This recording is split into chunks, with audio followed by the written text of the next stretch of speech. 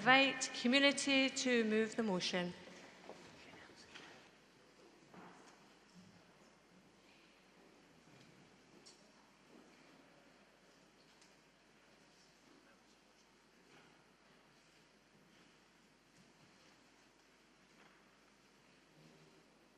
Community in the hall?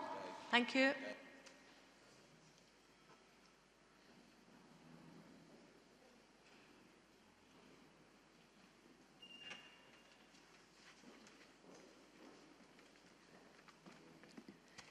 Sorry, I thought it was emergency one first. Congress, Angela Carrigan, steelworker from Dale Plate Mill, calling for a fair transition for Scottish Steel on behalf of Community Union. As Scottish steelworkers, we stand in solidarity with our comrades at Grangemouth Refinery. We understand firsthand the fight that you're going through. Unfortunately, our fight to save Ravenscraig, Scotland's last blast furnace, was in vain, and this closure decimated our community, and 35 years later, Motherwell is still not recovered. Last week we heard of a environmentally great news story for Scotland, the opening of the Moray West offshore wind farm. Plenty of positive quotes from our politicians, great for Scotland, economic growth, clean energy. So you would think, with all this new infrastructure, Scotland's only steel plate mill would also be booming, but you couldn't be further from the truth. With rather a global supply chain including Spain, China, United Arab Emirates benefiting. Looking back to the 80s when the oil and gas industry was in its prime, the Scottish steel industry supported this and was recognised as a strategic asset, rigs going up everywhere. DL produced almost 2 million tonnes of steel specifically used in rigs off the east coast of Scotland. To put this into perspective, just 1 million tonne of steel would have produced 78 Tay road bridges. If you laid all the plate out, we'd go from here to Canada. North Sea production was built in Scottish steel. Primary steel cast at Ravenscraig, rolled into plate at DL, and fabricated by the likes of McDermott's and Ardussia. In total, steel travelled less than 200 miles from melting to final fabrication. Roll on 30 plus years, priorities have changed. Rigs being replaced by the green wind farms. Politicians patting themselves in the back, happily taking the credit for Scotland leading the way in the green transformation. And since 1990, there has been a drop of 45% in the UK's CO2 emissions, which should be a positive step. But figures show UK steel production may have dropped, but important demand increased dramatically for steel. You just have to look at the vast wind farms covering our coastline, where already 1 million tonne of steel has been used, with another 14 million tonne forecast. But you'll be hard-pressed to find any DL plate in these farms. Instead, if we just look at the transition pieces for the Moray West project, a recent press article triumphantly heralded the start of the fabricated structure's journey from Lamprell's in the United Arab Emirates across the sea to Nig, a journey of 12,000 nautical miles. This limited part of the steel journey is almost 60 times the distance compared to material sourced in the 80s from melt to manufacture. Even adding the additional distance to our current steel supply options in Scunthorpe and Rotherham following the closure of Ravenscraig, the distance is still 30 times more. How can we claim to be leading the way in the green revolution when we're sorely buying steel based on price? Ironically, it's the continued high energy costs in the UK that make us uncompetitive. We need to utilise the emergency steel law passed earlier this month by the UK government to ensure that the protected primary steelmaker Scunthorpe becomes a dedicated feeder supply for DL, to ensure that we continue the UK supply chain for Scottish and UK structural projects. Congress, therefore, I ask you to stand with the DL steelworkers to ensure that the promise to Scottish industry that both John Sweeney and Anna Sarwar made to Congress this week is acted upon and not just empty words to win an election. Congress, please stand with the steelworkers of DL in calling for the just transition we deserve. Thank you, Delegate. Can I now call on a seconder for the motion?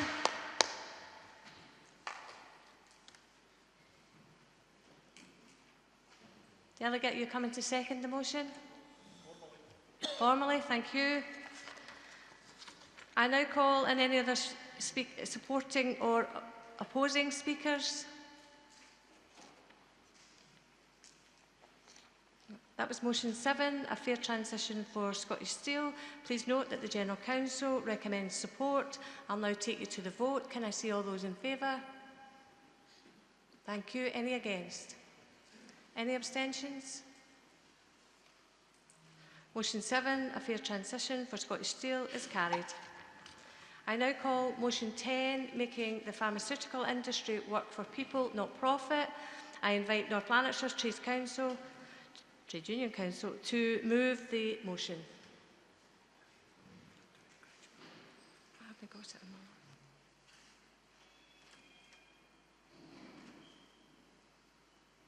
And North Lanarkshire in the hall? Drew, thank you.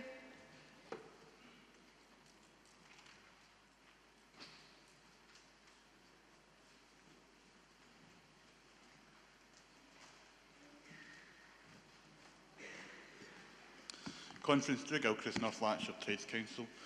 NLTUC believes that the nationalisation of pharmaceutical manufacturing, testing and distribution is a bold step that's not just about health policy. It's about the future of the work, the strengths of our communities and the kind of Scotland we want to build together.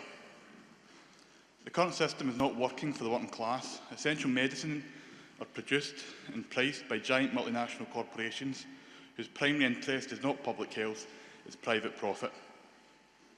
The companies benefit from public research, use NHS data and operate in publicly supported infrastructure, only to turn around and charge the public extortionate prices. This is not sustainable. We saw during the pandemic where we needed PPE, ventilators and vaccines, we were left scrambling. Global supply chains collapsed and a reliance on private markets and foreign factories cost us dearly. The uncertainty that is created through private capital attacks workers here in Scotland and abroad. Multinational companies profiting from NHS Scotland are directly linked to operations and illegal settlements in the occupied West Banks of Palestine. Companies like Teva benefit from funds gained here in Scotland to oppress the Palestinian people. The ability to plan production based on health and not market demand to allow us to invest in domestic skills, innovation and end price gouging that puts profit above patients. Conference, support the Global Justice Now campaign against Big Pharma and support democratic control over our health industries. I move the motion. Thanks, Drew. I now call on a seconder for the motion. Formally, thank you. I now move to call any other supporting or opposing speakers. That was motion 10, making pharmaceutical industry work for people, not profit. Please note the General Council recommends support. Can I see all those in favour? Any against? Any abstentions? Thank you. Motion 10, making pharmaceutical industry work for people, not profit, is carried.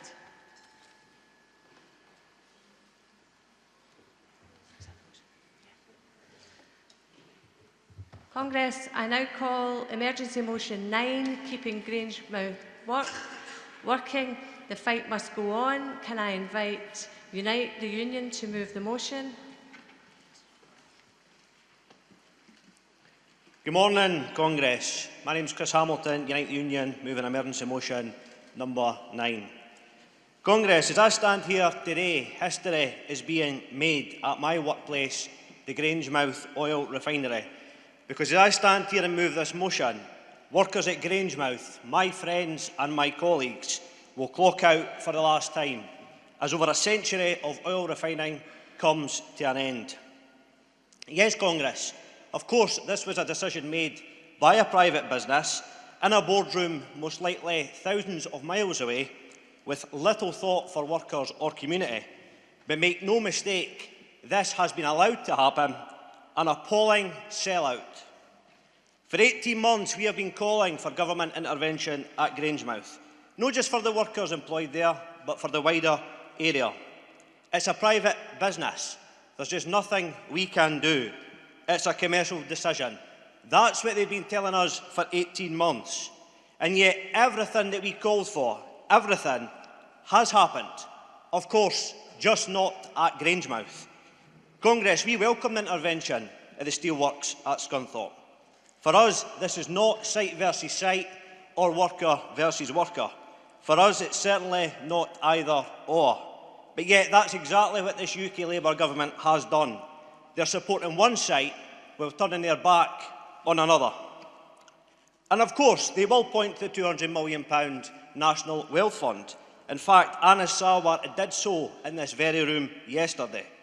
Well, let me put the record straight. Firstly, not one job of my colleagues, not one single job at that refinery will be saved through this intervention. So for Anas or anyone else to suggest otherwise is simply disgraceful. But secondly, it would never even have been on the table if it was not for our campaign and the support that the trade union movement has shown us. Congress, they are even trying to take credit for the redundancy deal that was negotiated by this union and with the employer. Shameless opportunism. But at Grangemouth, of course, we have become used to the endless peddling of rubbish from political leaders. We would step in and save the jobs. Do you remember that one? Those were the words of Anas Sarwar on national television.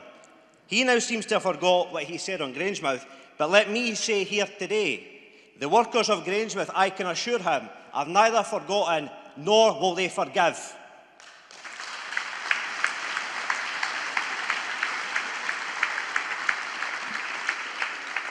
Congress, have others sat on their hands? Of course they have, and not least the Scottish Government. But the reality is, Labour is now in charge of this country. Promises have been made, priorities have been assured, but it's come to nothing. So what next? Well, we've acknowledged for day one this campaign is as much about the future of Grangemouth as it is about the here and now. That's why this fight cannot end today. We've seen 100 times over, as we can see in other countries, it'll be oil and gas workers today who go on to be workers in the future green energy sector. We know how important these jobs are, not just for the workers, but for the community. Like Ravenscraig's been mentioned, the coalfields already been mentioned. So as a worker at Grangemouth, I'm not standing here today demanding that Labour do anything radical whatsoever. They could start by doing what they themselves said they would do. We've voted for change. We now need change. The future of Grangemouth and, in fact, the wider oil and gas sector hangs in the balance. Will Labour continue to sit on their hands, or will they finally stand up and keep Grangemouth working? I move.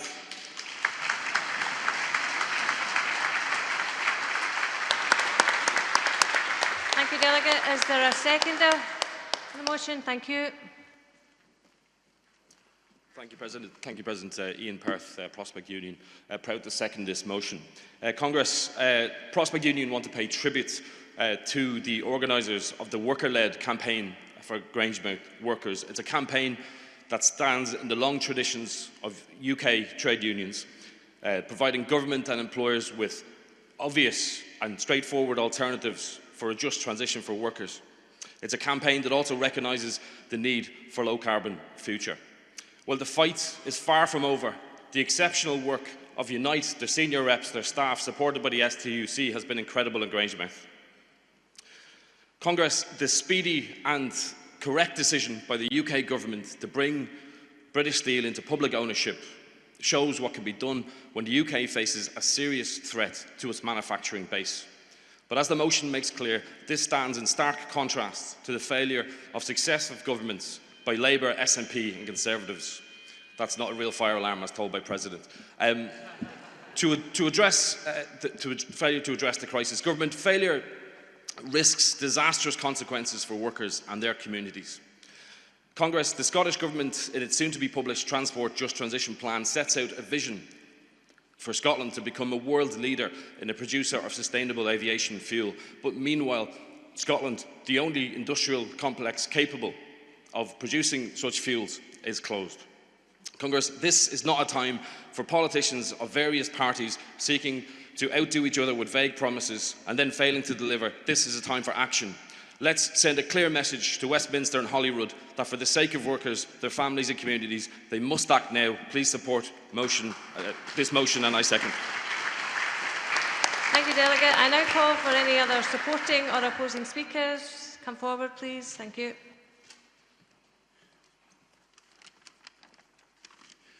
President, Congress, David Bell, Unite the Union, supporting the emergency motion. I'm going to start with using some of my time to pay tribute to Chris and everybody else at Grangemouth that's been involved in this campaign.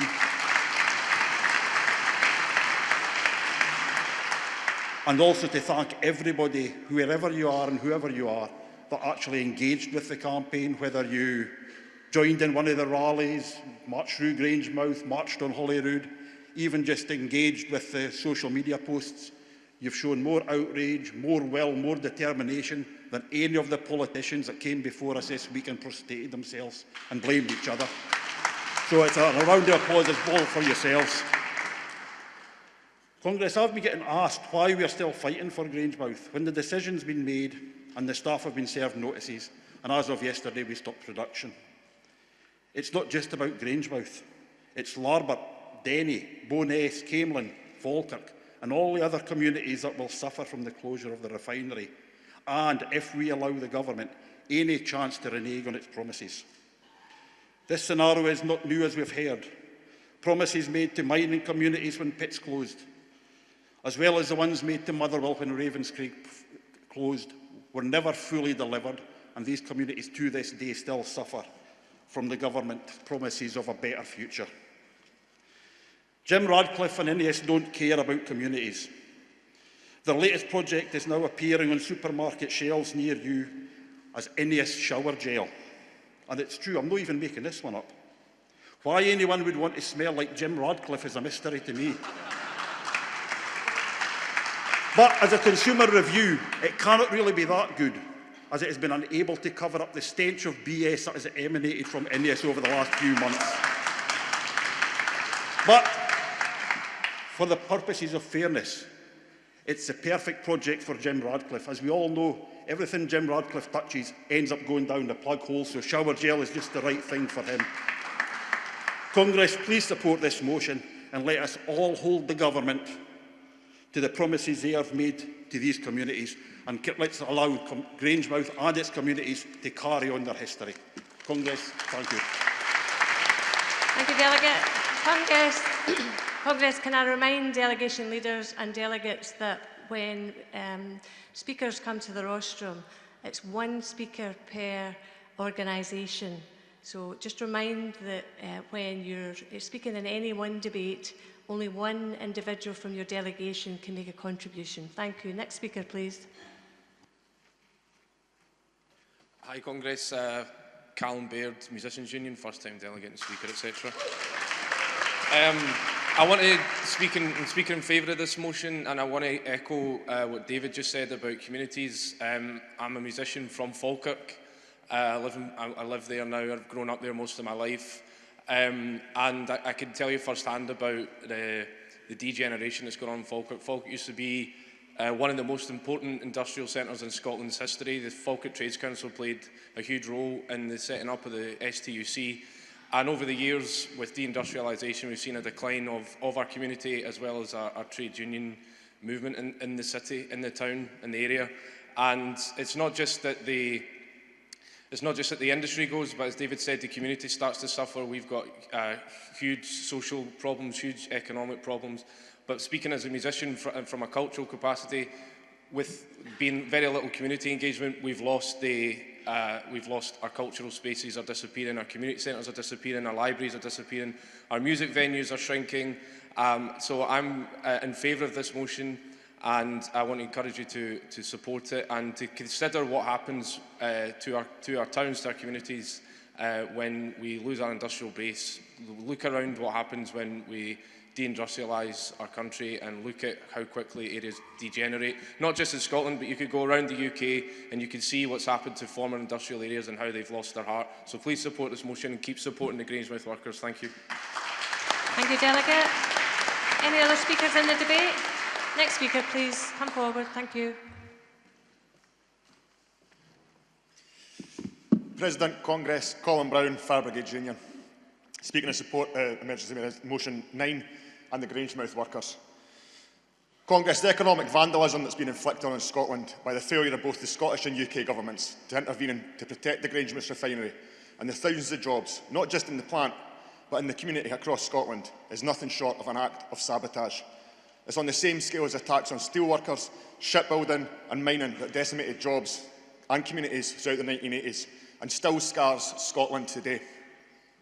As other delegates have said, the First Minister and Scottish Labour leader spoke to this Congress with warm words to appease the workers of our unions, knowing that today the mass redundancies start. Both governments have failed the workers, failed the community and failed the people of Scotland, allowing further and deeper deindustrialisation that will ruin families and irreparably damage the communities for decades to come. Congress, the FPU echoes the respect voiced in support of the Workers' Campaign, stands in solidarity with the workers and the community of Grangemouth, now facing an uncertain future, condemns the abject failure of both governments to meaningfully intervene to save Scotland's refinery and protect the jobs. We'll continue to support the campaigns calling for meaningful intervention and support for those workers and the community in order to deliver on the promises of a just transition and a Green New Deal. Congress, please support this emergency motion. Thank you, Delegate. Any other speakers in the debate? No other speakers in the debate. That was emergency motion 9, keep Grangemouth working. The fight must go on. Please note that the General Council recommends support. I'll now move you to the vote. Can I see all those in favour? Please show. Any against? Any abstention? Emergency motion 9, keep Grangemouth working. The fight must go on. Is carried. Thank you.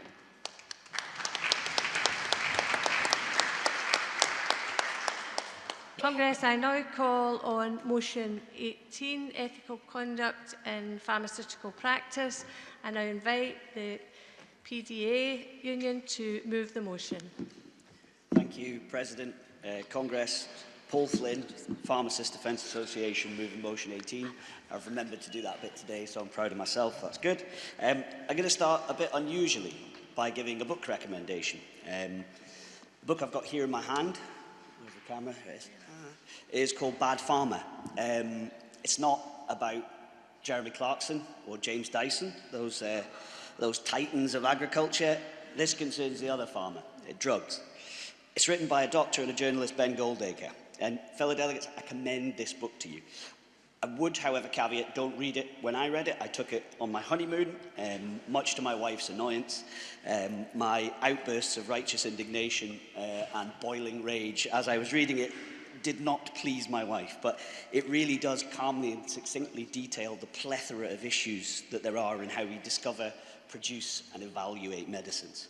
So I apologise, I'm going to do a fairly lengthy and technical quote from the book because I don't want to get sued by the pharmaceutical industry, and this is already published, so we should be okay. So, drugs are tested by the people who manufacture them in poorly designed trials on hopelessly small numbers of weird, unrepresentative patients and analysed using techniques which are flawed by design in such a way that they exaggerate the benefits of treatments. Unsurprisingly, these trials tend to produce results that favour the manufacturer. When trials throw up results that companies don't like, they are perfectly entitled to hide them from doctors and patients, so that we only ever see a distorted picture of any drug's true effects. Regulators see most of the trial data, but only from early on in a drug's life. And even then, they don't give this data to doctors or patients, or even to other parts of government. This distorted evidence is then communicated and applied in a distorted fashion.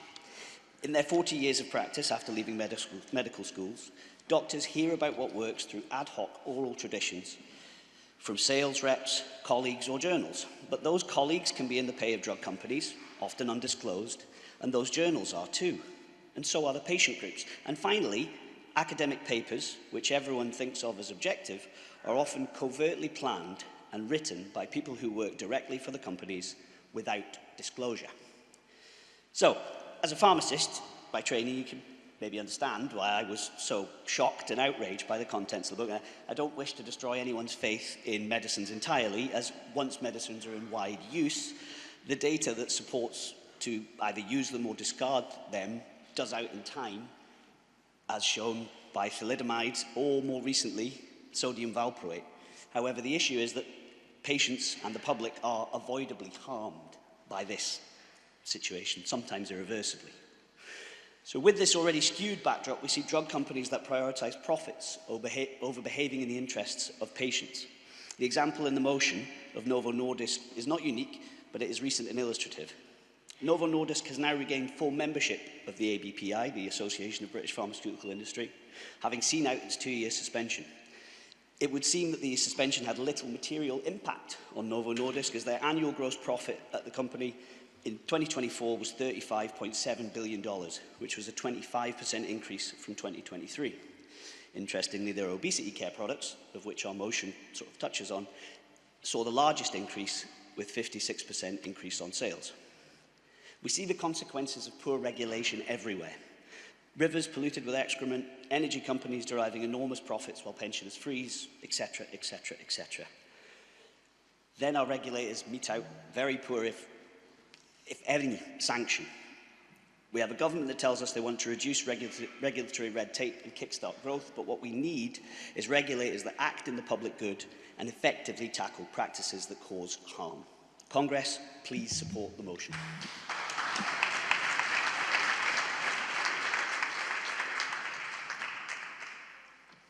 Thank you, Delegate. Can I call on a seconder for the motion? Thank you. Are there any speakers in the debate? That was motion 18, ethical conduct in pharmaceutical practice. Please note the General Counsel recommends support. I'll now move you to the vote. Can I see all those in favour? Please show. Thank you. Any against? Any abstentions? Motion 18, ethical conduct in pharmaceutical practice, is carried.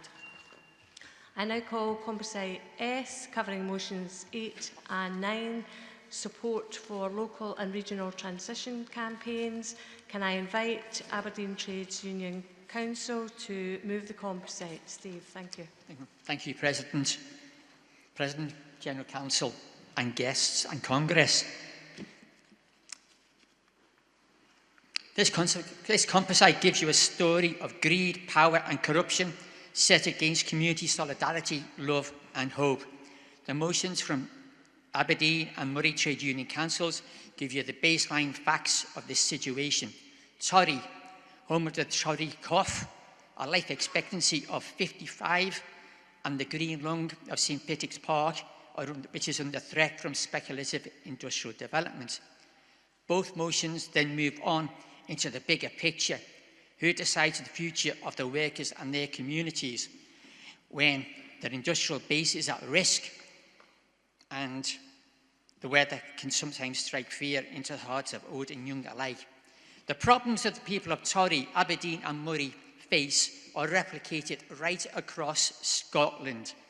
But as big business tries to divide and rule our communities and asset strip our green spaces, Congress, to ensure that communities can make informed choices about their own future and resist the divide and rule tactics of big business and their lackeys in local government, regional just transition plans supported by multiple year funding, i.e. daily 20-year funding, and the redevelopment of Scottish supply chains in manufacturing are a vital necessity.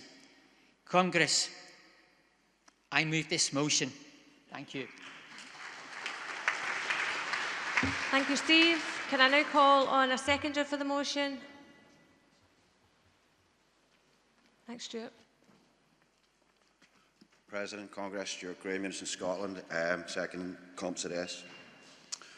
I suppose I wanted just to direct your attention to one of the points in that, because the paragraph is about Congress believes communities across Scotland need to just transition, not a mining of public sector grants to further entrench private sector business interests, is exactly in the spirit of the increased taxation that we need to see from this type of approach.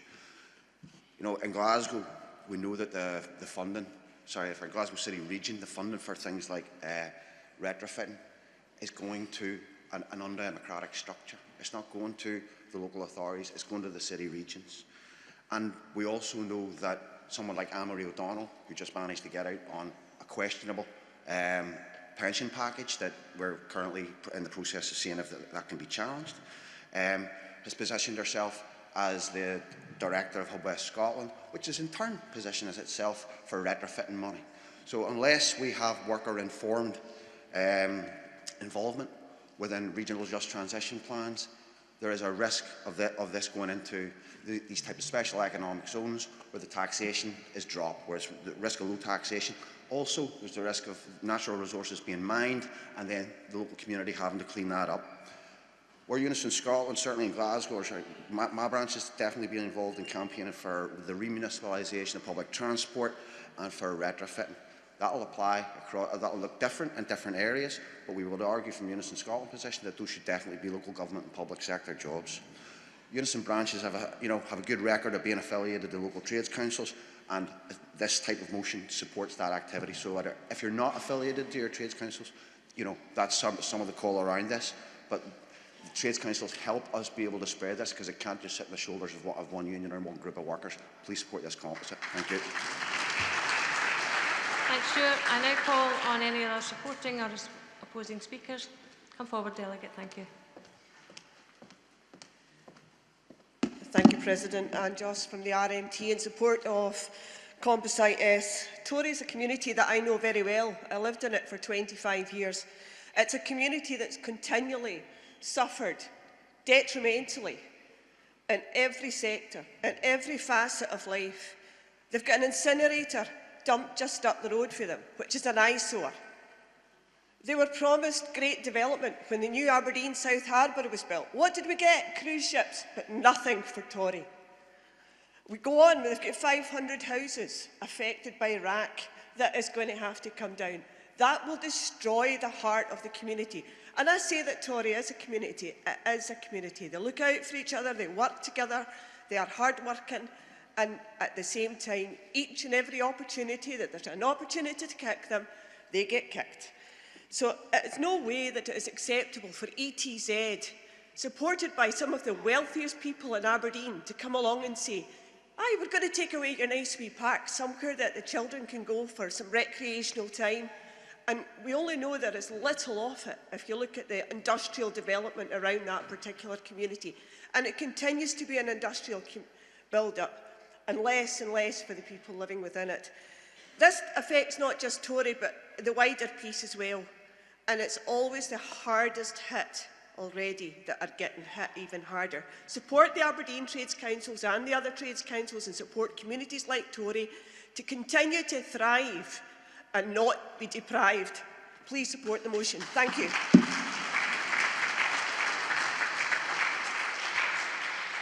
Thank you, Delegate. That was Composite S, supporting the local and regional just transition campaigns, covering motion 8 and 9. Please note the General Council recommends support. I'll now take you to the vote. Can I see all those in favour? Any against? Any abstentions? Composite S, supporting for local and regional just transition campaigns, is carried.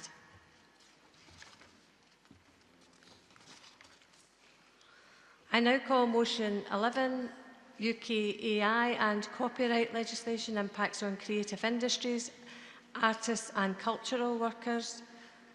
Can I invite the Scottish Artists Union to move the motion? Thank you. Thank you, President. Congress. BD Owens from Scottish Artists Union, moving the motion. Naomi Klein describes big tech AI companies as vampire technology because it sucks vast amounts of energy and water to run their data centers, often using heavy polluting fuels. And AI uses web scrapers to hunt down and gobble up every piece of creative content and human data it can find. AI is also being used to generate misinformation and far-right propaganda. Creative works are scraped from the internet to train generative AI models without the creator's consent and without copyright licensing agreements. Generative AI competes with human-made creative works that it trains on, directly threatening the already precarious incomes of artists and cultural workers. As musician Ed Newton-Rex points out, the irony is that the big tech AI companies are willing to spend massive quantities of money to pay for engineers and equipment, but they're unwilling to pay for the vital human-made data to train the models on. In effect, this is the big tech version of primitive accumulation on an industrial scale. AI companies are massively profiting from the exploitation of artists and cultural workers without consent. They are stealing our intellectual property. We are concerned that the UK's government's legislation proposal for a wide copyright exemption for commercial generative AI training will be extremely damaging to the livelihoods of all artists and cultural workers. Prime Minister Keir Starmer's government is recommending the adoption of the same model as the EU AI Act, which has been widely accused of containing an irresponsible legal gap. The proposed data scraping opt-out model is not a viable option for precarious freelancers. We agree with the Writers Guild of Great Britain and their assessment that the administrative burden for the human creator is completely unfair. We should be learning from the failures of the EU AI Act, but at this time it appears that the UK government seems more interested in pleasing the big tech oligarchs than protecting the UK's creative industries, which contributes £126 billion a year to the UK economy. In order to defend the livelihoods of artists, writers, musicians, performers, creative industries technicians, and to protect our cultural sector, all of us, our cultural sector, for future generations, we must challenge the UK government, the Scottish government, and the opposition parties to uphold and protect the existing UK Copyright Design and Patents Act, and to insist that AI companies must use licensed creative works when they are training their AI models. If we win this battle, it has the potential to slow down the rapid escalation of power of the big tech oligarchy. Please support this motion. Thank you. Thank you, Delegate. I now call on a seconder for the motion. Ben, thank you. Ben Lunn from the Musicians' Union, and proud to be seconding this particular motion from the Scottish Artists' Union. I will not be delicate about this, comrades. AI is an industrial moment of huge reckoning. It is a moment that we can literally compare to the vast automation that we have seen enforced on our retail workers, on our train workers and so on. This attempt to remove humanity from a various really core element of our work. As has already been mentioned, the need to protect copyright is the central element of this, which I appreciate many comrades in here may not necessarily understand the full implications of what this means. As one example, using my own work, as I mentioned in the previous motion, I have had the luxury of writing for the Royal Scottish National Orchestra. For that particular piece, it was a year of work. A year of work. With this AI situation we are currently in a matter of minutes, AI can steal my labour. It is a theft of labour that we need to be fighting against, and this is the industrial core of this issue, and this is why we need the trade union movement behind us. It is not just about creative work, it is about protecting labour. Beyond this, we need to be making sure that we learn our lessons from the past. Not just as a union, but as a sector, we failed to modernise when it came to streaming. In the past, when you would buy a CD, the wealth of the cost of the CD would be split evenly between all parties. So that was the manufacturing of the CD, the artist who created the CD, the musicians involved, and all those different elements. So for example, if a CD costs £10, as an artist, you would likely get somewhere between £2 and £5, depending on your contribution. Now, with streaming, because we failed to engage with it early enough and to stop it, the robbery that has happened, we are now in a situation where artists have to have their work listened to 49 times to earn a penny. This is what we are struggling to fight against. This is why we need the trade union movement. We are eager to modernise. We are very much pro to modernisation. However, modernisation without workers leads to feudalism and poverty. So, comrades, please make sure that humanity is at the centre of this modernisation, because with workers and modernisation, we have the hope of building utopia. But to achieve this, we need all of you. So please support this motion and act with us. Thank you. Thanks, Ben. I now call on any other supporting or opposing speaker. Come forward. Thank you. Simon Barrow, National Union of Journalists, supporting this motion very strongly. We've already heard why it's incredibly important that unions take action and take the lead in campaigning on AI. It affects all of us. It affects, of course, media and communications unions, but that saturates everything that we are doing as trade unionists. So I just want to highlight very quickly 3 practical steps. First of all, we need to know what's happening. We must demand clear labelling of AI and AI-related content, whole or in part.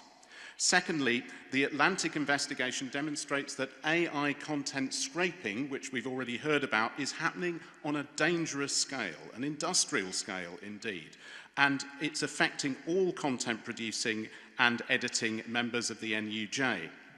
And it's demonstrating that the UK government is failing to uphold existing legal protections on copyright and intellectual property. So we should therefore be seeking legal redress for copyright and intellectual property violations from tech companies backed by the UK government, or if not, we should be applying for judicial review. And thirdly and finally, we should ensure that all collective and house agreements have AI conditions written into them, particularly around the use of copyright material being used to train generative AI software without that kind of agreement. We need those 3 things done and much else as well. Please support this motion. Thank you, Delegate. Come forward, Speaker. Thank you. Hello, Kirsty Miller, Equity, speaking in favour of this motion. I just wanted to give you some of the issues that Equity have highlighted about the march of AI. 65% of our members surveyed thought that the development of AI technology posed a threat to the employment opportunities in the performing arts sector. And this figure rose to 93% for our audio artists. One-off payments offered to performers who engage in AI work often do not reflect that their image, voice or likeness may be used forever on thousands of different projects. Many of the generative AI platforms use original creative work without a license to create new material. This is an infringement on artists' intellectual property rights and legal rights. Artists often do not know where or how their professional contribution is being used due to unclear contract provisions. In fact, one of our members found their AI avatar being used without their permission in a political campaign in Venezuela. 4 out of 5 of our performers did not have a full understanding of their rights before signing a contract for AI work. We're often asked to sign away all of our rights in perpetuity for low levels of pay. So if you throw AI into the mix, that means even more and less for our performing rights. Performers are also being increasingly asked to sign excessive non-disclosure agreements, which means that we definitely don't know where our things are going, and we don't even know what we're auditioning for.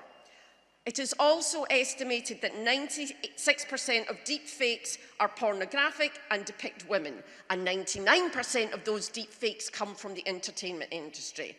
I would just like to say that we need an artist-led approach towards this, dealing with AI. Please stop AI stealing the show. Thank you. Thank you, Delegate. That was motion 11, UK AI and copyright legislation impacts on the creative industry, artists and cultural workers. Please note the General Council recommends support. I'll now move you to the vote. Can I see all those in favour? Thank you. Any against? Any abstentions? Motion 11, UK AI and copyright legislation impact on the creative industry, artists and the cultural workers is carried. I'll now move to motion 12, unit pricing. Can I invite Paisley Trade Union Council to move the motion? Thank you, colleague. Good morning, President, Congress. Minimum unit pricing was introduced in 2018. This tax is now 65 per unit of alcohol. Unit is 10 millilitres of pure alcohol, so basically a pint is 2 units, measure of spirits 1 or 2, bottle of wine roughly 9 units, so that's adding £2 more or less to the price you pay on top of the standard alcohol duty, which is now also based on alcoholic strength. After 5 years, the government held a review which doesn't really say anything. Has it worked? Well, really their answer is they don't know either. But they estimate, remember, estimate a reduction in deaths by 13.4% and hospital admissions by 4.1%. And they conclude that overall evidence says it has been a positive effect. However, none of this really gets to the root cause, which is poverty. Communities still suffering from Thatcher's deindustrialisation, followed by austerity policies, cuts to vital services, and a never-ending demonisation of the disabled, the old, and all other groups that are being scapegoated. We've heard it all. In fact, we've heard it all here over the last 3 days. It's also attacking the working class. Rich people drink as a social event. Poor people, I know I'm being a bit blasé here on it, but poor people tend to drink to escape their reality. The review also stated that they had seen no substantial adverse effects on the alcohol industry. Of course not, because we're guaranteeing them profit with minimum unit pricing.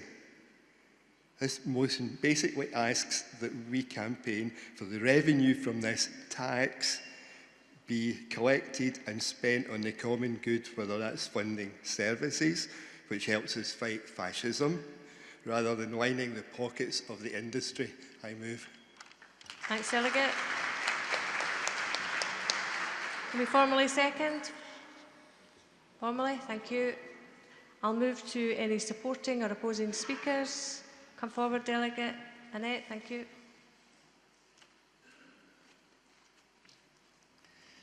President, Congress, Annette Riley, GMB Scotland, opposing motion 12. Congress, an attack from government on the most vulnerable, has made their lives more miserable, forcing them to forego heating and eating.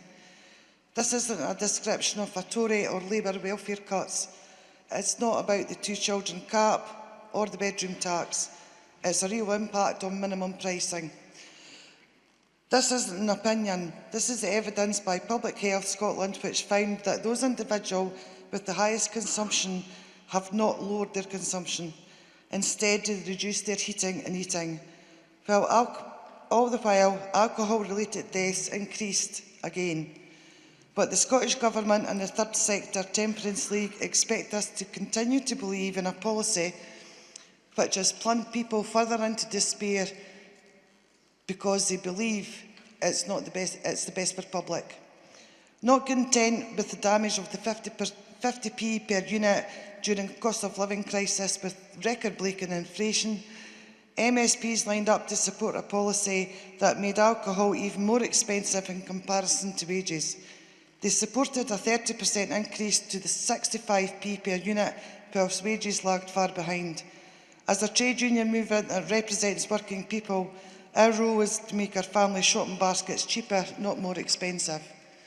GMB Scotland agrees that if minimum unit pricing exists, a policy that is a tax by the middle class, which attacks the poorest and should be repelled, let alone increased. Let's be clear, This money goes into the pockets of supermarkets, not into public services where it should be. Please oppose the motion. Thanks, Annette. Does the mover want the right to reply? Thank you.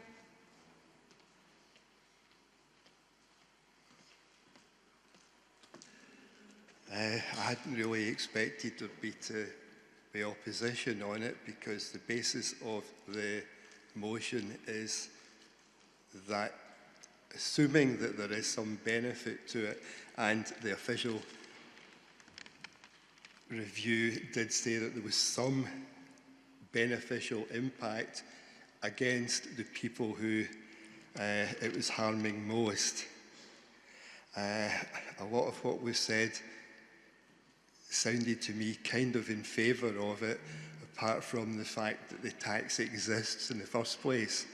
And I would fully accept that the tax maybe shouldn't exist in the first place.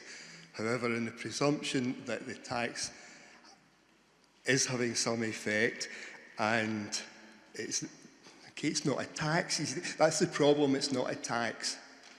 Right? It's guaranteeing the multinational companies who run the drinks industry a guaranteed subsidy rather than any money raised going into the public purse.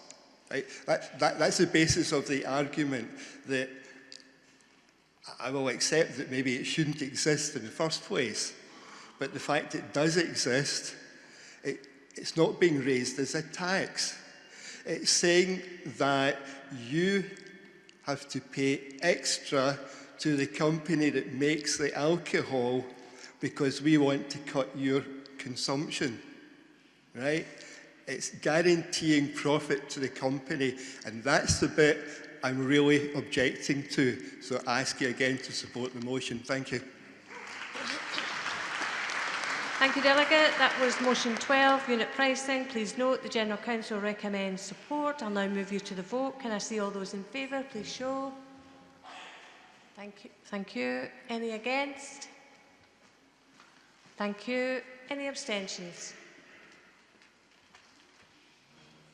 Thank you. Motion 12, unit pricing, is carried. I now call amended motion 13, energy companies and standing charges. Can I invite Paisley Trade Union Council to move the amended motion? Thank you. President, Congress, Colamac, Paisley and District Trades Union Council, moving amended motion 13, energy companies standing charges.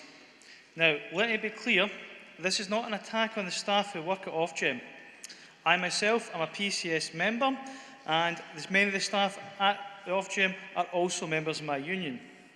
They must follow the policy that is set down by government. Indeed, as someone who has worked for the Department for Work and Pensions now for over 20 years, I've faced attack for following the instructions of the government implementing policies that I don't always agree with. Our issue is with the policy to implement and not the staff that implement them. And I'll be at the back after this if anyone wants to have a go at me for working for the DWP. Standing charges is put a further weight around people who are already poor and struggling. Pensioners and benefit claimants are forced to pay the same costs as millionaires. And it's funny, our government doesn't want socialism for ourselves as poor people or workers, yet when companies are failing, when they've debts to pay, then they're more than willing to dip into the pot and use that money to bail them out, as you can see how the energy companies use the standing charge. Socialism for them, but not for the people who truly need it. We need the system to be reformed, and we welcome the amendment for our comrades at Moray Trades Council that strengthens our motion. We all need to work together as a collective to change the policy of Ofgem as an organisation so that it can be effective at protecting us as consumers and advocating on behalf of all of us. Let us go forward and pass this motion and work alongside our comrades at Ofgem and provide the ways of our energy bills are calculated to be improved so that it works in the favour of all of us and not just to protect the profits of the private companies. Congress, I move this motion. Thank you. Thank you, Delegate. Can I call on the seconder? Formally, you want to come up in second? Come forward.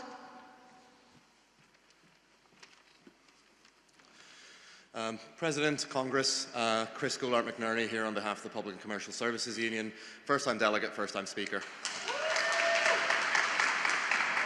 I was going to speak in favour, but I guess I'm seconding. Congress,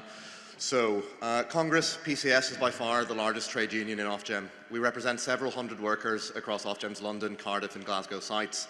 I'm one of them. Our members share many of the concerns put forward in this motion, and PCS agrees that fundamental change is urgently needed. Most PCS members in Ofgem choose to work there because they passionately believe in tackling climate change and bringing down costs for energy consumers. Our members want to work for a strong regulator which is fit for purpose and which puts consumers first. Government needs to legislate to give Ofgem the powers to enable this. Many PCS members of Ofgem are in fuel poverty. And just like many other consumers, they are forced to choose between heating and eating. Many also struggle to afford basic necessities like food or housing. And some are even forced to rely on food banks, charities or crisis loans to stay afloat. At the same time, Ofgem spends tens of millions of pounds on external consultants rather than investing in its own workforce. Ofgem senior leadership are also currently trying to create a system of so-called allowances, which would give senior execs absolute and unchecked discretion to handpick almost anyone to receive virtually any amount for any reason with no accountability. The vast majority of those lucky few are in the senior grades, and each so-called allowance is worth almost £5,000 on average. Congress, that money should be going to our members' wages, not unaccountable bungs to managers. And many decisions on pay, need to be made through collective bargaining, not the whims of senior leaders. We're now in dispute with Ofgem over pay, jobs, conditions, and Ofgem's repeated refusal to consult or negotiate with our members in line with our recognition agreement. Ofgem needs to get an act together, which is why we'll be balloting our members for strike action, and that ballot starts tomorrow. Congress, please support this motion, and I hope to see many of you on our picket lines. Solidarity. Thank you, Delegate. Congress, that was amended motion 13, Energy Companies Standing Charges. Please note the General Council recommends support. I'll now move to the vote. Can I see all those in favour? Thank you. Any against? Any abstentions? Thank you. Amended motion 13, Energy Companies Standing Charges, is carried. Congress, I now move to amended motion 14, Scottish Shipyards Serving Scottish Shores. Can I invite the GMB to move the amended motion? Thank you. President, Congress, Alec Logan, moving M14, Scottish Shipyards Serving Scottish Shores. Congress, since last year there has been significant progress at Fergus Marine, including the completion of the Glen Sannox. We built a political consensus across all parties there must be a future for shipbuilding on the Lower Clyde. Winning £14 million of investment with London media onslaught has been no small achievement. The money will make her efficient and competitive to win future work. There's no point in bailing out the private sector, only to sell the vital asset back to them. If kept in public ownership, Ferguson's can be a plan for Scottish manufacturing and shipbuilding. Serious mistakes were made on the Glen Rosa and the Glen Sannox. They were not made by the workers on the shop floor. This coverage of the ferries is dwelled on the yards past, but ready to turn the page for the future. The yard has stood in Port Glasgow for over 100 years, and we want 100 more. In the space of 5 weeks, our yard has missed out on contracts for 2 private Western ferries, a £175 million contract for 7 ferries under the Scottish Government Small Vessel Replacement Programme. This has kept us going for years. It's bizarre that an island nation such as Scotland and that a publicly owned shipyard cannot win contracts for a publicly owned ferry fleet. Instead, the ferries were built in Poland, 870 miles away from St Andrew's House, when just down the M8 there's a shipyard with their own skilled workforce ready and able. It's since emerged that no social value weighting was applied to seamal's procurement, and there was no obligation for a consideration of positive impact on the award and the communities who fund it. The bottom line beats all. Social value must always be considered, but it feels like politicians aren't even trying. All of this is absurd and the perfect example of the irrational way Scotland public bodies and procurement operate. It favours the markets but not the workers. There's no joined-up thinking, planned procurement works against us. The politicians outsource the decision-making to accountable, well-paid quangos, and communities are excluded. It doesn't take a huge amount of political imagination to see that things can be done differently. Without duplication of boards and needless bureaucracy, a full review of the role for Seamal and Carmack is well overdue. Yard did not win the contract for the 2 Western ferries, shows there are still in-house problems with management and costs. The investment in efficiencies and productivity cannot come quickly enough. This contract is supposed to be a plan B, and a direct award for the second round of the ferries is now more vital than ever. This doesn't mean the UK government can wash their hands of the yard. People did not select Labour MPs at Westminster to laugh and joke about the ferry fiasco. So, Congress, I move this motion. Thank you. Thank you, Delegate. I now call on the RMT to second the motion. Thank you, Delegate. Thank you, President. David Douglas, RMT. Rising to second GMB's motion 14, Scottish shipyards serving Scottish shores. RMT's People's CalMac campaign supports reform to the governance of the Clyde and Hebrides ferry services contract. The amendments clarify that the proposed review of the role of the public sector service provider CalMac, the vessel and harbour owner, CMAL, and the public sector shipbuilder Ferguson Marine does not impair improvements to collectively bargained terms and conditions of over 1,200 CalMac staff or to the reliability and resilience of public ferries in Scotland. We also support the Scottish Government's commitment to direct award of the CHFS3 contract for a minimum of 10 years by summer 2025. This will prevent the privatisation of the £1 billion plus public sector ferry contract and will ensure a role for CalMac staff and the local communities in the design of future tonnage. CHFS fleet expects 6 new vessels to start operating next year, and the Scottish Government plans to replace more of the fleet by 2031, along with 2 new freight vessels and 3 RoPax vessels for the Northern Isles contract. The social value element of vessel procurement in Scotland needs to be amended in order to encourage vessel contract awards to Ferguson Marine. This will rebuild the public sector shipbuilding jobs and capacity in Scotland. The recent contract to a Polish yard was a missed opportunity. Congress, we are an island nation and a nation of islands. Seafaring and the shipbuilding industry are not a luxury but an economic necessity. We simply cannot afford to lose these essential skills, infrastructure and the resilience and security it allows our economy. Please support the motion. Thank you, Delegate. That was amended motion 14, Scottish shipyards serving Scottish shores. Please note the General Council recommends support. Can I see all those in favour? Please show. Thank you. Any against? Any abstentions? Amended motion 14, Scottish shipyards serving Scottish shores is carried. I now call motion 15, brewing whisky and spirits and industry to be proud of. Can I invite GMB to move the motion? President, Congress, Bill Miller, GMB, moving motion 15. Now, if you really look at this motion, it basically boils down to 2 points. It boils down to tax and it boils down to drink at football games. Now, what's the common denominator between these two? It's jobs. Let's start off with taxation. See, if you mention the word Scotland to a non-Scot, I guarantee you within about 30 seconds, they'll have mentioned whisky, they'll have mentioned tartan, and maybe unfortunately shortbread, but that's it. Whisky is a national iconic industry which fills HMRC's coffers with millions and millions of pounds every year.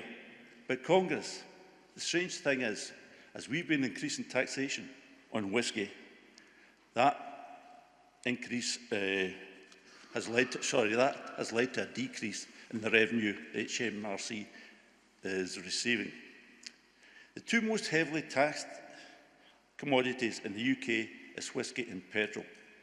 And see, when I'm talking about whisky, I'm not even including unit pricing on that taxation, because that's just a Scottish thing. Due to the high taxation, there's been a fall in demand for whisky. And a number of distilleries are now looking at that and looking at their workforce and been laying off folk left, right and centre. Even the Edrington Group at this point in time are considering redundancies. And these jobs, many of them are in rural areas. Now, what we're asking for in this motion is basically a level playing field. That's all we're doing. We're asking for a level playing field. Now, talking about playing fields, that brings me into the second point that I raised, alcohol at football. We have If you go down south to go to a football game, you can have a drink, no problem. It's there. It's been there for years, and it's not caused any controversy. It's been there for years. It's been accepted as part and parcel going to a football game. But not in Scotland. No. But wait a minute. See, if you go to a rugby game, or you go to a cricket match, or you go to a tennis tournament in Scotland, you can get a drink. Why can't you get it at a football game? Maybe it's rugby, tennis, cricket. Is that a middle-class thing? Football's seen as a working-class thing. So let's penalise the working class. No, you're not getting a drink at a game. Sheer hypocrisy to oppose this. It is. Finally, I'd like to finish. I said at the start, there was two things this motion boiled down to. I lied to you. There was three, actually. There's another part in there where we're talking about blended Scottish whisky should be bottled in Scotland, which I think everybody would agree with. And I thought the reason I didn't mention at the start was I thought only an idiot would oppose that. I move this motion. Thank you. Thank you, Bill. I now call for a seconder for the motion. Thanks, colleague. President, Congress, Nathan Hennebury for Clydebank Trade Union Council. As a shop steward, a worker and a branch secretary in Scotland's brewing, whisky and spirits industry, I feel I can truly testify to the strength of it. Scotch, as mentioned by the previous speaker, is synonymous with Scotland. Everyone from around the world can't think of one without the other. It's an industry that has fostered and can continue to foster, if respected, thousands of well-paid jobs and a future for young people. But the industry will continue to suffer if it is continuously chastised and used as a political football by establishment parties and politicians seeking to find their place in the revolving door of Britain and Scotland's bourgeois democracy. If we want to get serious about securing a future for young members in jobs and opportunities and in the industry in Scotland, then we must look in favour of this motion. Even if you've got concerns on the aspect of tax, it should be a case of the unions and trades councils working together to see how that makes its way back into our community. For years as well, working class football fans have been continuously labelled thugs, criminals and savages. This continuous criminalisation falls completely out of character for the majority of our fan base, as it is the average working class football fan and trade unionist at the heart of leading developments in the fight against hunger, such as fans supporting food banks. So let's treat the brewing, whisky and spirits industry with the respect that it deserves, and most importantly, let's treat our fellow working class and trade union member football fans with the respect they deserve also. Thank you.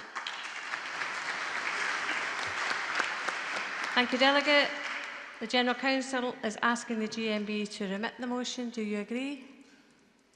Agreed. Thank you. Motion 15, brewing whisky and spirits, an industry to be proud of, is remitted. I now move to motion 16, tackling offshore. I invite the CWU to move the motion.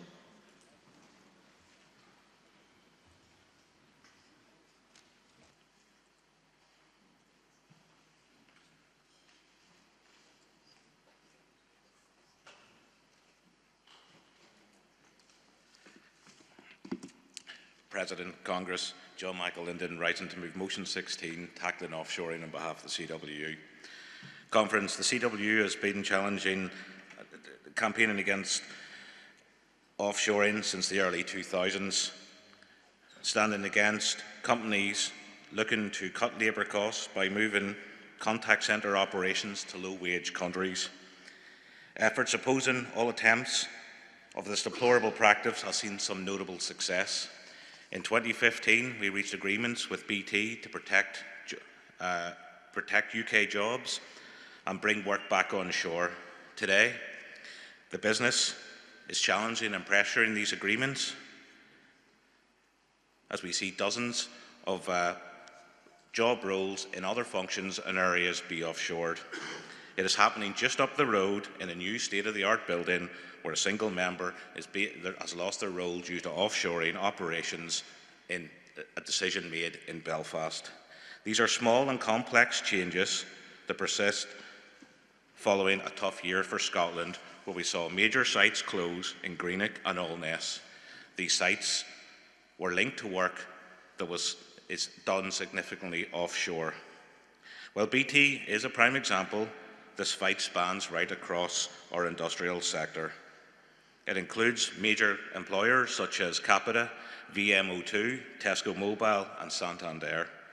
We estimate over 1,000 jobs in Capita have been moved to South Africa in the last few years. Santander have also offshored nearly 400 jobs to Poland and are currently consulting on another 200.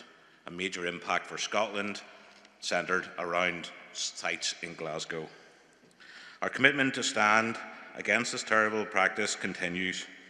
We are calling for robust legislation to provide security and progression opportunities for our workers, as opposed to a hollow shop front that creates a perception of a UK-based company servicing UK customers. This slick and well-polished approach must not be readily accessible. We must call out the ruthless and morally bankrupt decision-making that prioritises cost efficiencies over retaining skills and knowledge that are rooted deeply in our company's success. Workers are not disposable units of labour. The current macroeconomic climate is often cited as challenging, leads on to some strategy that is wrapped up in a cleverly worded strategy surrounded by PR cotton wool. Well, you unwrap that cotton wool and it's not long before you find cost to serve. We must halt this race to the bottom, and to do so, it requires a call for clear and impactful repercussions. The pursuit of statutory agenda will build a foundation to ensure employers exhaust their creativity and ingenuity to retain workforces by upskilling and reskilling before decimating lives. Public money should be provided with conditions and consequences, such as require private companies to sign up to fair work principles, create mechanisms to impose fines and penalties, create access controls to funding programmes, whether it is a single apprentice or a national restructure. Money should be flowing into our communities and not into offshore pockets. Conference, strengthen our fight for retaining jobs and oppose this motion. Sorry, support this motion. I move. Thank you, Delegate. For clarity, the Delegate is asking you to support this motion. Thank you. Congress, can we see a seconder for the motion? Thank you. President, Congress, Geraldine McVicker, GMB Scotland, first-time delegate, first-time speaker.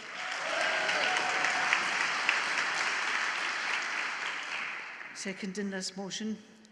Congress, Scotch whisky is not one of Scotland's most iconic cultural exports, but is also one of Scotland's best economic success stories. Every year, billions of pounds of Scotch whisky is exported abroad, creating thousands of highly skilled and well-paid jobs in Scotland. The industry is vital in our towns and cities, where Scotch is matured and bottled and packaging produced. Many of these jobs are being offshored. While single malts have to be bottled in Scotland, blends do not. They are often shipped in large containers and bottled abroad. And with these containers go jobs that should be based in Scotland. With Trump tariffs, it's clear we are entering a period of global instability and uncertainty and must protect jobs at home. Given the same geographical indicators to blended Scotch as single malts will mean they have to be bottled at Bottling Hall in Scotland and ensure that from grain to glass, all Scotch is of the highest quality. In energy, jobs are also found abroad, but not at home in Scotland. Offshore wind currently means offshoring jobs. If you see a turbine in Scotland, chances are it was built abroad, not at Arnish and not at Methil. Many of the companies developing offshore wind sites are in receipt of tens, sometimes hundreds of millions of pounds of public money. But they take next to no steps to build the supply chains and the jobs for energy workers in Scotland.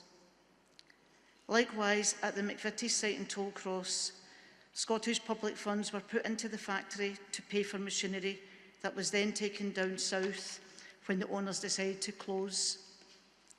If Scottish Government money is put into a business, that must mean jobs in Scotland, nowhere else. Wherever public money goes, strict conditions on that money should go to, and strict penalties for those who break their words, not just to government, but the workers who fund them. Congress, please support the motion. Thank you, Delegate. Thank you. I now call for supporting or opposing speakers. That was motion 16, tackling offshoring. Please note that the General Council recommends support. Can I see, I'll take you to the vote. Can I see all those in favour? Please show. Thank you. Any against? Any abstentions? Motion 16, tackling offshoring, is carried. I now call motion 17, the arts need stability and transparency. Can I invite the Musicians Union to move the motion? We'll bring magicians back with us next time there, comrade. Benlon moving motion 17 with a very simple demand that we need stability and we need transparency. To give a small amount of a history lesson, the Arts Council and the Creative Scotland, which was born out of that when it was founded in 1948, was built with the vision of making the arts more equitable in this country, and it also to make sure that it was then supported by the state instead of artists relying on wealthy donors. And what this meant is, one, it allows it to become more equitable because the government can make sure that the arts gets to different regions, but most importantly is the way to ensure that simple things like, say, trade union rights, human rights and all these other things are maintained in the arts, it is through government control. And this is why I am particularly abhorred that we have had John Swinney standing on this stage talking about his favour and his support of human rights, but now standing alongside the likes of the Tories and Reform, attacking NECAP for expressing their own freedom of expression through their art, and it is detestable that they have done that. So, to come back to it, we are now in a situation where, despite the noble goals of what was initially proposed with the Arts Council, those wonderful democratic socialist vision for the arts, we have seen chaos is the best way of describing it. We have not seen a rise of spending in line with inflation since Harold Wilson. We have seen numerous scandals in relation to Creative Scotland and what they are choosing to fund, regardless of any potential safeguards and other questions like that. We have had constant bickering between Creative Scotland and the Scottish Government, to the point now that many arts organisations are simply abandoning these kinds of funders. And most notably, Wigmore Hall, which is one of the most prestigious venues in Britain, have announced that they have removed all public spending from their venue. This means that they are now purely in the hands of wealthy donors, and this is a terrible, heinous, backward steps for the arts, and it is an absolute crime that the Arts Council and the Creative Scotland has allowed this to happen. Alongside this, in the past I have been here on this stage numerous times talking about that we need more investment, and I'm once again very thankful to the support that we have received from the STUC and all of its affiliates. And we did see a small amount of increase thanks to the campaigning of our affiliates here. However, as we have seen the most recent announcements of the multi-year funding organisations, which is the way Creative Scotland manages funding over a longer period of time, to put it simply, we have seen circumstances where some organisations who were previously not in stable funding and having to rely on year-on-year applications to then reach the heights of multi-year funding, which for them should mean stability and the ability to employ lots of artists, they've actually ended up with a cut. So in a situation where there should be more stability for them, they've had to reduce staff, which has then in turn been detrimental to jobs. And this is the thing we have alongside this, which is another reason we need to be making sure we're fighting on all fronts, because like I said the other day, 85% of our members are freelance. Without stability from people who can employ us, we are at risk of just lots of people being adrift. These problems are deeply embedded, they are chaotic, and the other problem we have to acknowledge is even though we have seen an increase, sadly and cynically, I believe it is mostly a bribe at this point, because the likes of the SNP know that there are many artists who are in favour of independence. There are many artists who are friends of the SNP for whatever reason, and at the end of the day, all artists are allowed their own political opinion. However, we need stability. This is a bipartisan issue. It's something that if we simply believe that Scotland is a nation of culture, it needs investment. And to do that, it needs stability, it needs transparency. So overall, just to remind everyone, the core essence of what we are asking, we need stability in our arts, we need transparency, we need democracy, and most importantly, we all know, and we've talked about this over and over again, we need our bread, but most importantly, we need our roses too. Fight with us, comrades. Thank you. Thank you, Ben. Can I now call on our seconder for the motion? Come forward. President, Congress, Tamara Rogovic on behalf of the Scottish Artists Union. Congress, as an artist, I made Scotland my home because of the way that we people and workers defend our democracy through art, labour, compassion and solidarity. Scottish trade union movement is relentless in the fight for democracy and one another, and that is admirable.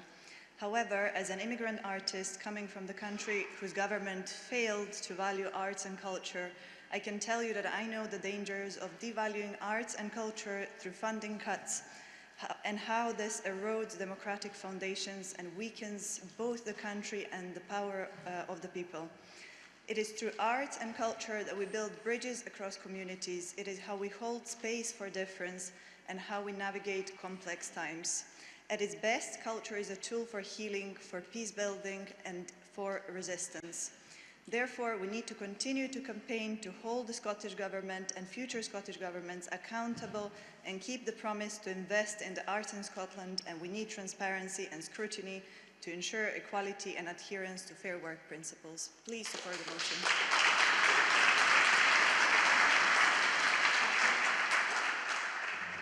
Thank you, Delegate. I now call on any supporting or opposing speakers. Go ahead, Delegate.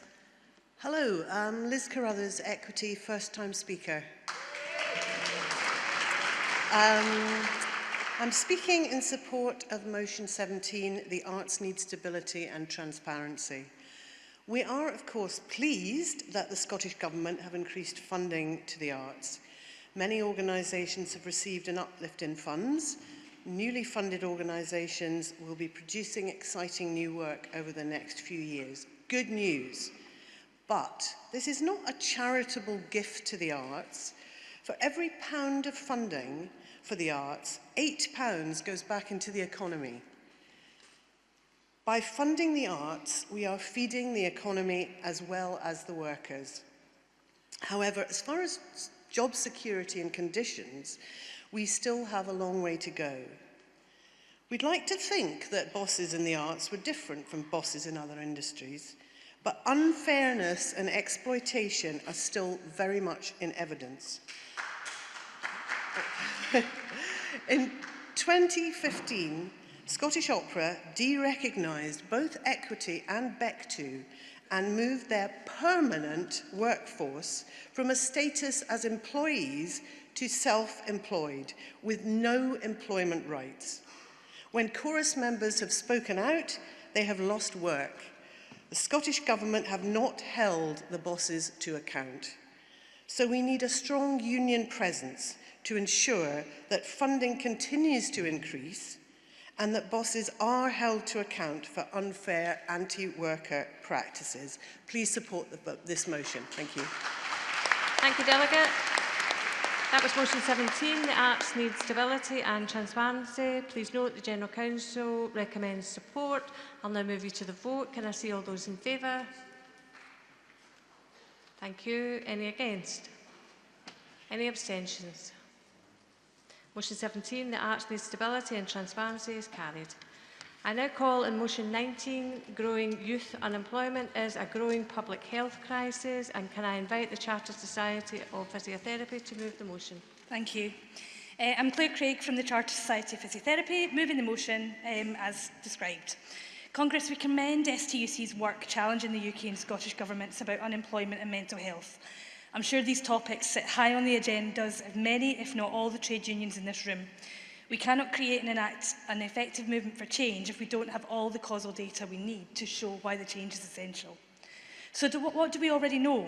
We know the number of 16 to 24-year-olds in employment is falling.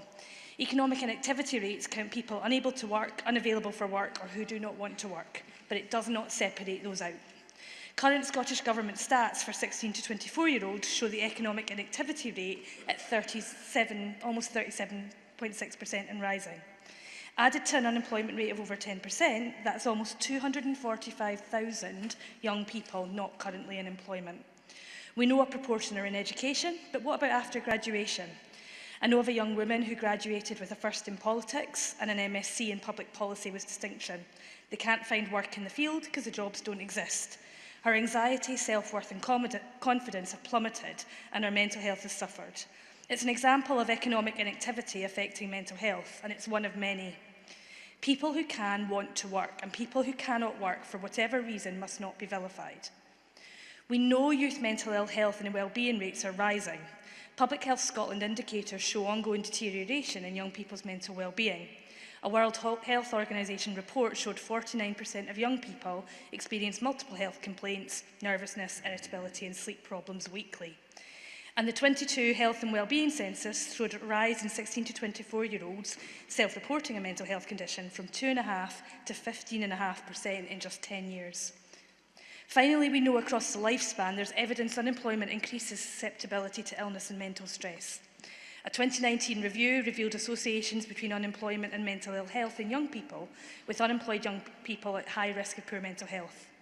These facts recognise our young people are facing tough life challenges, but they're not yet enough to definitively connect a rise in youth illness rates with a rise in youth economic inactivity rates. It hasn't stopped West Streeting from making connections between the two, though. Who can forget the recent comments about overdiagnosis of mental health conditions being a key driver for UK welfare cuts? Blaming people for poor mental health and well-being, not the challenge of unwanted unemployment.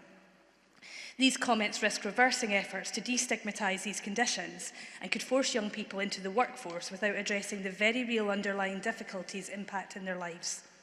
We need to go beyond quantitative statistics and collect meaningful data. We need to use it to effect change, identify and implement solutions, and enable young people to reach their full potential. So we call on STUC to collaborate with health unions, gather evidence making links between youth unemployment and ill health rates crystal clear. Together we can use it in campaigns to prevent worsening mental health crisis. With greater understanding and investment comes greater opportunity to invest in new, innovative ways to support our young people's mental health. To consider investment in mental health physio, for example, which offers evidence-based treatments to manage physical symptoms of mental ill health and ways to manage mental ill health using physical interventions. While CAMS services grow across the country, access to CAMS physios remains almost non-existent. This needs to change. Let's work together to stop youth unemployment becoming a full-blown public health emergency, and let's continue to work together to stop the stigma of mental ill health. Congress, I move. Thank you, Claire. I now call on a seconder for the motion. Zia, come forward. President, Congress, Zia Hussain, STUC Black Workers Conference, seconding motion 19. Congress commends the STUC for the work it's done on challenging the government, both in Scotland and Westminster, on employment statistics. However, it is important that we connect the rise in sickness as a driver for youth economic inactivity with decisions being made in health, where the investment in mental health support is not adequate. We also firmly reject the narrative being played out by politicians and the media that attempts to paint young people as work-shy and perpetuate the long, outdated stigma that mental ill health is an excuse for poor self-discipline. Congress calls on the STUC to work with the health unions on gathering the data to drive a greater investment in mental health for 16 to 24-year-olds to try to prevent a worsening mental health crisis. Congress, I ask you to support this vital motion and to sound the alarm growing youth employment is not just an economic issue, it is a deepening public health emergency. From a black and ethnic minority, young people are hit hardest. Persistent racism in the labour market creates barriers at every stage, from recruitment practices riddled with bias to discriminatory treatment once in work. Young black workers face twice the unemployment rates of their white peers. This is not coincidental, this is structural. Poverty and unemployment are known to devastate mental health. For young people, the stigma of being locked out of work is compounded by racism, daily microaggressions and the trauma of being treated as disposable. If we don't act now, we are condemning a generation to sickness and silence. We must fight back. 3 points I'm going to leave you with, Congress. Youth unemployment is a symptom. Racism, poverty and neglect are the disease. Let's cure it at the root.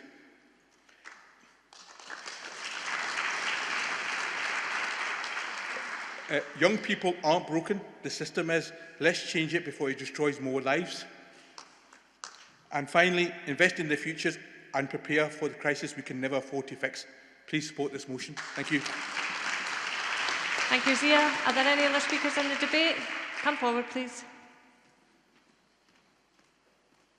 Congress, Comcale, STUC Youth Conference speaking in support of motion 19. Moral panics have been a feature of devolution, unfortunately, from Jack McConnell's war on Neds 20 years ago to just a couple of weeks when Stuart MacDonald, the former SNP MP, tweeted about getting on a bus populated by under-22s using their free bus pass. How did Stuart MacDonald describe that bus? A zoo on wheels. Friends, pick up a copy of the Daily Mail today and you will find the same narratives trotted out in the mainstream press. Work-shy skivers are our young people, say the columnists. We know that not to be true. What those columns won't say is they won't mention the generation whose exam results were downgraded by our now First Minister. They won't mention the generation of young people whose college education has been hampered by the persistent efforts of principals across this country to lock out their staff. They won't mention the generation who have gone through the marketisation of education at university level, chewed up and spat out by institutions that only want to give them a bit of paper and take their fees. They won't mention the cripplingly low wages paid to apprentices across this country, the scandalously low wages paid to apprentices, and they won't mention the precarious work that when we do get paid for, we have to send all of our wages back to a landlord content on sucking every little bit of our wages so that we can pay their second mortgage. The columnists don't mention that. Very quickly, we know about the impact of austerity on life expectancy. We know about the health implications of political decisions. There were 10,000 people admitted to hospital in England in 2022 with malnutrition. Rickets, a 320% rise over the last 4 years. Friends, there is an obvious link between the political decisions made by our governing class today and our declining health. This motion is about focusing on that. It's about exposing the fact that we're getting sicker and we're dying younger. And the reasons for that aren't because we can't be asked to get up and go to work in the morning. It's because of political decisions taken in Holyrood and in Westminster. Thank you, Delegate. That was motion 19, growing youth unemployment as growing public health crisis. Please note the General Council recommends support. I'll now move to the vote. Can I see all those in favour? Any against? Any abstentions? Motion 19, youth unemployment, a growing public health crisis is carried. I'll now move to motion 20, Scottish journalism crisis and SPIJI. I invite the NUJ to move the motion. Thank you, President. Simon Barrow, National Union of Journalists, moving motion 70, Scottish journalism crisis, and SPIJI, the Scottish Public Interest Journalism Institute. Congress, let me take this in two parts. First of all, the very, very serious crisis in journalism in Scotland. A few examples. In the last 2 years, Reach Scotland has had 8 rounds of redundancies. In 2024, the Scotsman cut back on specialist reporters, including for health, which is consistently one of the top 2 most important issues for people living in Scotland, and I should add for trade unionists, saying that they'd take health stories from the Press Association instead. And what happened, the Press Association is now consulting on cutting 24 jobs across the UK, including in Scotland. In 2023, DC Thompson cut 300 jobs, including 150 in Scotland, and axed 6 magazines. Earlier this year, they cut a further 19 editorial roles in Scotland and closed 4 more magazines at a time when the controlling family takes £25 million in dividends each year. That's what's happening to our newspaper industry, our press, our media in Scotland. And it's a crisis for democracy and for those who wish to hold power to account, which is where the second part of this motion comes in. A Scottish Public Journalism Institute is not the answer to all of that. Solid campaigning by the NUJ and other media unions is going to have to address that crisis, but we can begin to turn a different corner. In 2021, the Scottish Government convened a working party that we as a union were very heavily involved in and in shaping to produce the proposal for a Scottish Journalism Institute, Public Journalism Institute. That what is public interest journalism? Public interest journalism is journalism that includes solid investigative reporting, that holds corporate interests to account, that holds the wealthy to account, that tells the stories that some with a vested interest don't want to hear, and that also supports local and hyper-local news. The proposals included also ideas of enabling non-profit public interest news providers to register as charities or to create an alternative legal status with similar tax benefits, to embed media literacy in the school curriculum, to examine the feasibility of allowing community groups, trade unions and others to take over local news publications which were in danger of closing, and a number of other proposals. What we've got at the moment is a body that is being set up. I'm going to be one of the trustees of that body, but we need the Scottish Government in particular to do more. They supply some level of secretarial support, but what we're looking for is investment. What we're trying to create is a trust in which there is a clear separation of investors, which could include government, private sources, third sector sources and others. A separation between those investors and the recipients, so that neither private interest nor government can actually influence or restrict the resulting public interest journalism. This is just one step in moving in a different direction away from this culture of cuts. I urge you to support this motion.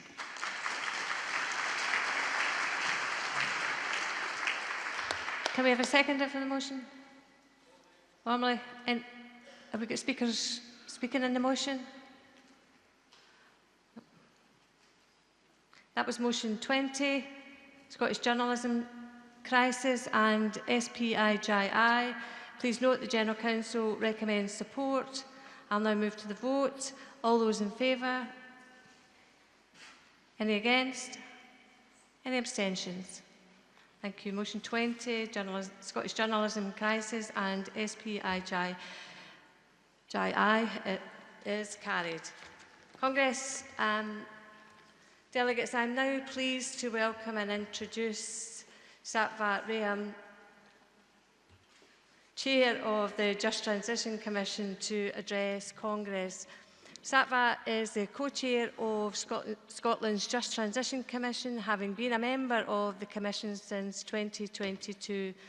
The JTC is independent expert advisory group which advises Scottish Government on how the country can achieve a carbon-neutral economy fairly. The Commission also has 3 trade union representatives.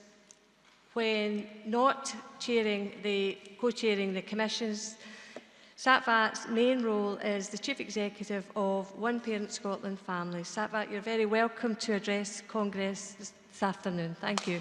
Thank you. Thank you very much for the invitation to be here today and to speak to you all. Before giving the speech I'd prepared, I wanted to say right at the beginning that the closure of the refinery at Grangemouth yesterday has been carried out in a way that is totally unacceptable and throws into sharp focus how this is not a transition that we can rely on employers and governments to make just or fair.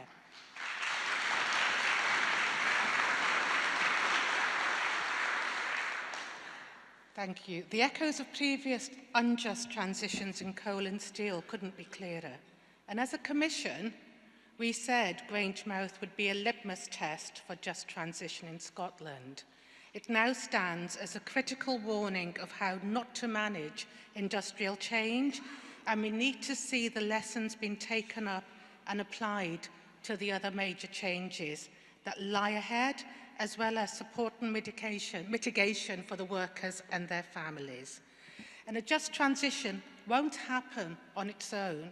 It won't happen without campaigning and pressure from our movements, workers' movements, climate justice organisations, communities at the sharp end. So solidarity with Unite with the workers at Grangemouth and their families.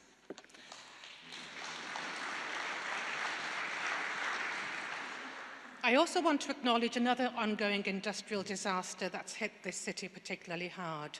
The ongoing crisis in tertiary education, which has cost the people of Dundee hundreds of jobs. The wave of redundancies we're seeing across colleges and universities is a huge blow to hopes of achieving a just transition, because we know that training, education, upskilling, reskilling is going to be absolutely central to making sure our workforce and our young people have the knowledge and skills required to build the new green economy. So the Just Transition Commission was established as a result of campaigning done by the Just Transition Partnership, with the STUC and Friends of the Earth at the forefront of calling for there to be a just transition, one that doesn't repeat the mistakes of the past industrial transitions, doesn't hollow out communities, doesn't abandon workers, and doesn't leave people having to pick up the pieces in an environment of financial insecurity and want, where we've actually removed the safety net of services from communities as well. And I also want to recognise that the whole concept of a just transition came out of the global labour movement.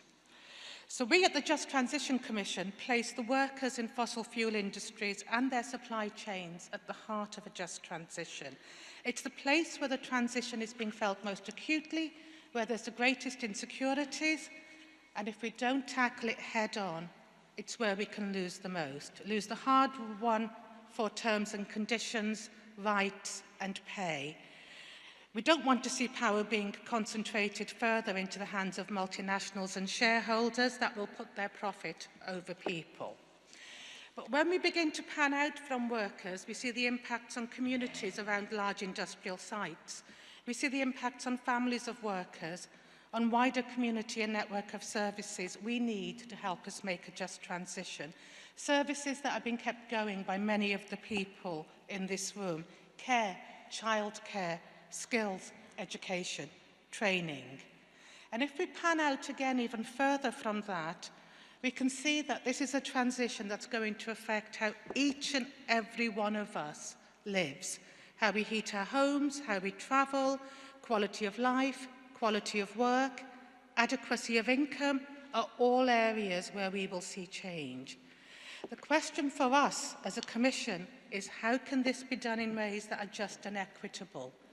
Ways that don't leave workers and families with tough choices of eating or heating, of being compelled into work that will not pay enough and having to go to food banks to feed your children, of having to have complex informal arrangements of caring responsibilities which can fall through and leave you unable to work and losing pay or losing your job. And on top of all that, how we pay for the mitigations and adaptations we need to guard against the harms of climate change cannot and should not be at the expense of the poorest in our society. So that's a bit of background on the way. So if I'd had a PowerPoint, I would have used concentric circles to try to bring that to life a wee bit. So what can we do in helping progress a just transition? Our role is to provide scrutiny and advice on the ongoing development of Scottish Government's just transition policy making. We do operate independently of government, And as was said earlier, we have membership from trade unions, industry, business, academia, environmental and community groups. This iteration of the Just Transition Commission has had fantastic trade union involvement. Richard Hardy is a member.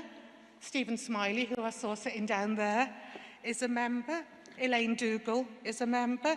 And Jake Malloy, who's recently retired from the RMT, is a member. So our key functions are to engage with those who are going to be most impacted by the transition to a low